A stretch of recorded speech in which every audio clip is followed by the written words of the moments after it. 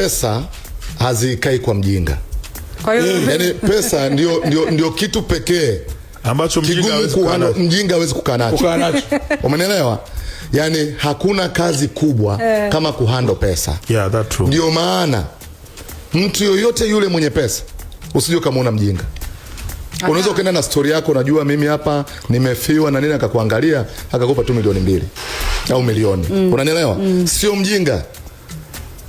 Pesa ndio kitu pekee hakikubali kukaa kwa mjinga. Kwa hiyo wote ambao wenye hela sio wajinga. Yoyote yule ambaye unamjua ana pesa sio mjinga. Umenielewa? Pesa haikubali kukaa kwa mtu yoyote mjinga. Kwanza, pesa ni matokeo ya mchakato. Pesa ni kama reward. Mtu atakayeweza kukubali namna gani ya kuweza kufuata mchakato husika wa kuzalisha pesa, kuwa na discipline kwenye jambo fulani, reward yake ndo pesa.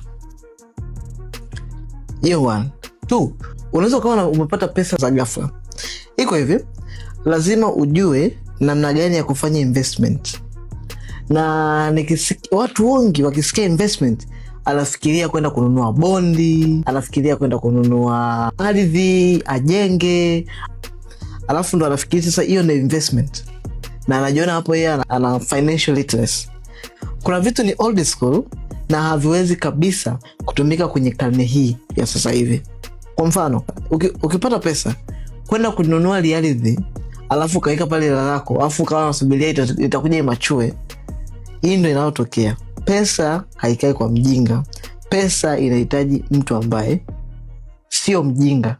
Ujinga ni kitu gani? Ujinga ni kutokufahamu jambo.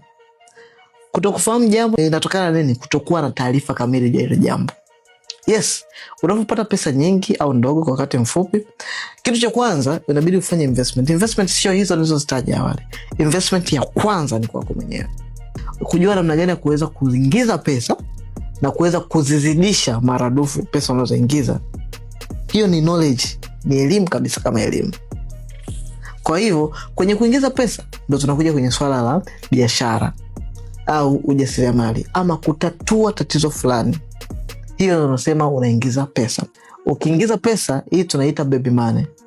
Ukizalisha pesa hii ikiweza kuzalisha pesa nyenzake tunaita grandchild money. Comment neno mentor hapo chini kwa ajili ya kuweza kupata msaada juu ya namna gani ya kuingiza pesa, namna gani ya kuanza biashara, na kuepukana hizo jokes kama tulizoziona hapo mwanzo kwenye hiyo clip ya kuonekana usipokuwa na hela wewe ni mjinga.